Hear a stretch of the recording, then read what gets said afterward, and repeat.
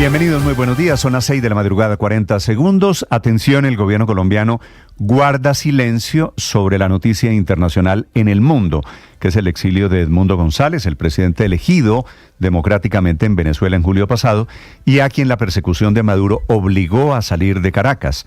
Edmundo González se encuentra esta mañana en Madrid, en donde va a recibir en pocos minutos los papeles del asilo, con lo bueno y lo malo que tiene ese cambio de rumbo.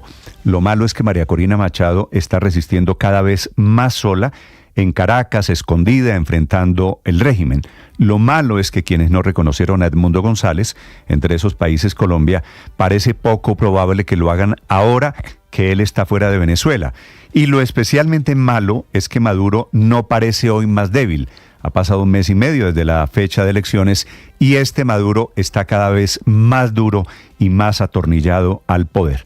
Lo único bueno es que Edmundo González se salvó él y salvó a su esposa, doña Mercedes. Ambos se fueron en un avión de la Fuerza Aérea Española que los llevó a Madrid, hicieron escala en República Dominicana. Él estuvo un mes sin que nadie lo supiera, escondido en la Embajada de Países Bajos, que le dio una condición especial, lo recibió allí, lo protegió y después lo entregó a la Embajada de Venezuela. Lo bueno es que ahora Edmundo González y María Corina Machado confían en que se pueda posesionar el 10 de julio. Lo veo muy difícil, pero esta es la esperanza de ellos, y que de aquí a enero, el 10 de enero del año entrante, que de aquí al 10 de enero haya alguna clase de negociación para que Maduro reconozca el resultado y se vaya del poder. De este inusual exilio, un presidente ganador de las elecciones, del que no dice nada el país vecino, no habla ni la Cancillería, que tiene la tesis ahora de que el presidente Petro es una estrella internacional, es lo que dice el canciller Murillo, ni el presidente Gustavo Petro, que todo el fin de semana, en cambio, estuvo ocupado, muy ocupado, atacando a magistrados del Consejo de Estado y del Consejo Electoral, que esta semana el Consejo Electoral va a tomar decisiones sobre la campaña Petro del 2022. Seguramente van a abrir una investigación formal y eso tiene al presidente Petro denunciando un golpe de Estado. El presidente Petro ha publicado 5 extensísimos trinos, hablando en 10 oportunidades de golpe de Estado, rechazando la decisión del Consejo de Estado que ratificó la competencia del Consejo Electoral para investigarlo por las irregularidades de la financiación de su campaña hace 2 años y por haber violado en más de 5.000 millones de pesos los topes electorales. La tesis del presidente Petro es que no acepta el documento de la sala de consulta porque dice él, bueno, en esto tiene razón, no tiene fuerza vinculante, pero que el Consejo Electoral, es la tesis de fondo del presidente Petro, no puede despojarlo del fuero constitucional que lo protege. La verdad es que el presidente Petro está relacionando y haciendo un silogismo, llegando a la conclusión de que lo quieren tumbar. En realidad están abriendo una investigación de muchas por la financiación, como investigaron antes Odebrecht, como investigaron la ñeñe política, como pedía Petro que se investigara cuando no había llegado al poder. Ya vamos a hablar de todos estos rollos. Bienvenidos, es un gusto saludarlos. Anoche hubo un gran operativo del ejército contra disidentes de las FARC en el suroccidente, en el departamento del Cauca. Hay 8 guerrilleros muertos, 7 heridos cerca a Timbiquí. Es una operación militar contra una estructura de los disidentes de Iván Mordisco, a quienes el presidente Petro llama el Estado Mayor Central. Anoche hubo otro atentado contra el oleoducto Caño Limón Coveñas en Saravena, en Arauca. Hay un derrame de crudo muy grande y que está causando graves daños ambientales en el oriente de Colombia. Y en Tumaco, en Nariño, hay una denuncia de indígenas de la comunidad Agua. Una operación del ejército terminó con 2 indígenas muertos y otros 2 heridos. Culpan ellos a militares de abrir fuego contra ese resguardo indígena. El ejército lo niega, dice que fueron delincuentes a los que estaban persiguiendo. Esta mañana el ejército abre una investigación por lo que ocurrió allí en Nariño. Y hablando de indígenas, ya se fueron casi 700, casi 800, 790 que estaban en el Parque Nacional. Durante un año vivieron allí, lo destruyeron, se van con el compromiso de regresar a sus departamentos, Risaralda y Chocó, por ejemplo, con subsidios y ayuda para mejorar sus viviendas, su educación y atención a los niños. Nacieron 300 niños indígenas durante estos meses allí en el Parque Nacional. Dice el alcalde Galán en Bogotá que restaurar el parque se va a demorar 2 meses. El Parque Nacional que esta mañana se encuentra cerrado a la espera de que la reconstrucción sea exitoso. En estos 11 meses, los indígenas no solo no permitieron el ingreso de autoridades sanitarias, sino que ayudaron a crear esas condiciones terribles en las que vivieron durante este tiempo en el Parque Nacional. Hoy el Gobierno Nacional presenta formalmente ante el Congreso la reforma tributaria que han llamado ley de financiamiento. Intentan recoger 12 billones de pesos. El gobierno celebra que la inflación del mes de agosto pasado fue cero. Quedó igual, algo más de 6% en el año corrido, que lo mismo que iba hasta julio. Este fin de semana quedó en firme el aumento de 400 pesos de la CPM. El galón quedó en promedio por encima de 10.000 pesos en todo el país, cumpliendo lo pactado en la famosa negociación que terminó en la madrugada del viernes. Esta semana será decisiva, pues, para el futuro económico. En el Congreso van a definir no solo la reforma tributaria, había anticipado el presidente del Senado que la hunde mañana martes, sino también porque comienza la gran discusión alrededor del presupuesto.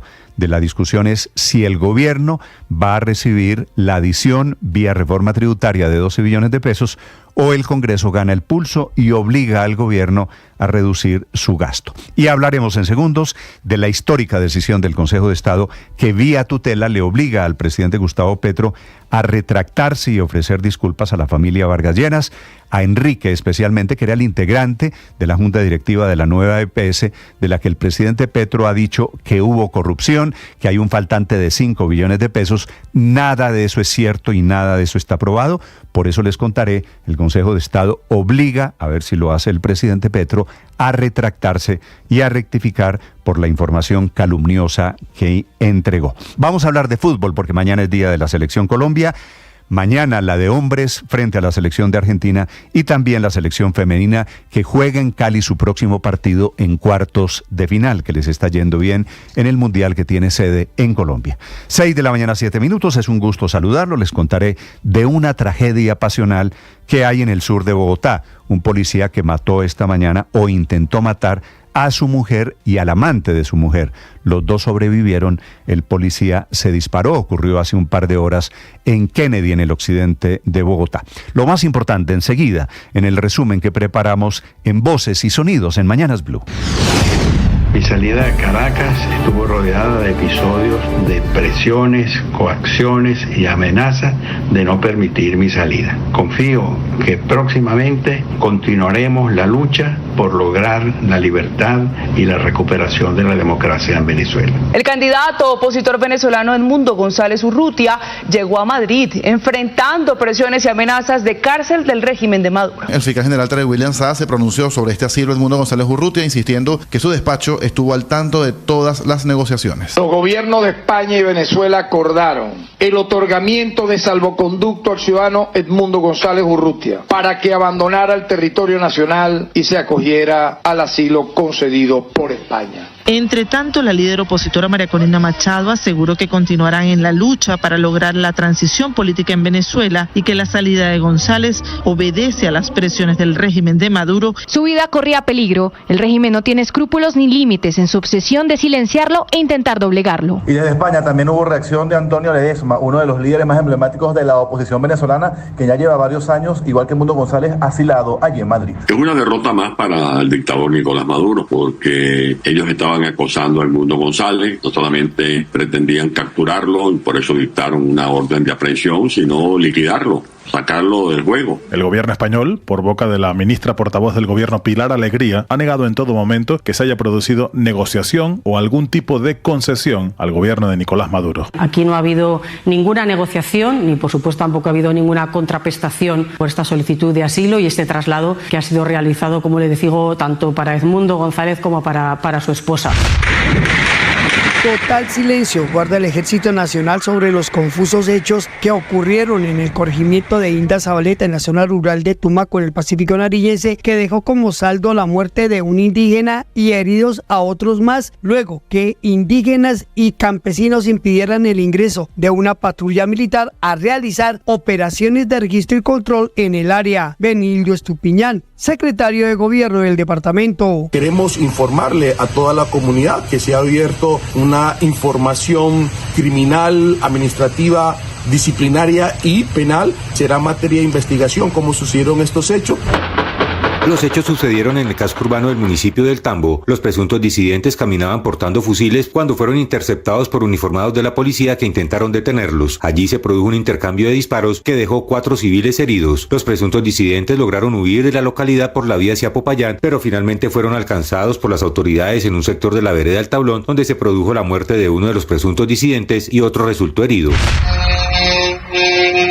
Después de 11 meses de ocupación en el Parque Nacional de Bogotá, la comunidad indígena Embera se desplazó hacia sus territorios en el Cauca, Risaralda y Chocó, pues el día de ayer, domingo 8 de septiembre, iniciaron su plan retorno acompañados del gobierno. Ante esto habla la directora de la Unidad para las Víctimas, Lilia Solano. La salida del pueblo Embera del parque, pero van para la casa y nosotros también vamos a ir permanentemente a acompañarlos, que lo que estamos haciendo aquí es construyendo las garantías para una vida digna. La comunidad Embera demostró su alegría al volver a su territorio. Estamos contentos porque encontramos nuestro territorio. Pues agradecer mil gracias a ellos también y también agradeciendo a todas las familias que se han acompañado aquí parque. Ante el regreso de la comunidad Embera a sus territorios, el presidente Gustavo Petro escribió en su cuenta de la red social X: la unidad de víctimas y el Ministerio del Interior logran resolver un problema de años, el acuerdo para que la comunidad de Embera abandone el Parque Nacional de Bogotá y regrese a su tierra. Ante esto también le respondió el alcalde de Bogotá, Carlos Fernando Galán, en la red social X: presidente, háblese con sus ministros. El retorno de la población Embera es un trabajo articulado nación-distrito. De hecho, el distrito se va a encargar de lo necesario para garantizar el retorno de 163 familias que estaban asentadas en el Parque Nacional, la nación de 113. La reciente decisión del gobierno nacional en cabeza del Ministerio de Transporte frente a la culminación de obras en el túnel del Toyo que conectará a Medellín con Urabá ha sido recibida como una gran noticia por parte de diferentes sectores políticos y sociales que defendían la necesidad de que al departamento le fueran adjudicados tramos de la megaobra para finalizarlos con recursos propios. El expresidente Álvaro Uribe ha lanzado una nueva propuesta. Esta sociedad podría ser cofinanciadora del túnel y de sus obras complementarias y recibir el pago de unos intereses. Podría ser el comienzo de una etapa de vigorosa asociación privada para construir grandes obras de beneficio general. El concejal de Medellín por el Centro Democrático, Sebastián López. Es muy buena noticia que hayan devuelto el tramo crítico que el gobierno nacional no quería hacer, porque el año entrante se inaugura Puerto Antioquia en Urabá. Urabá se va a convertir en la puerta de entrada a Antioquia, se va a convertir en el puerto más cercano a las más importantes ciudades del país y era fundamental nosotros poder terminar estas vías.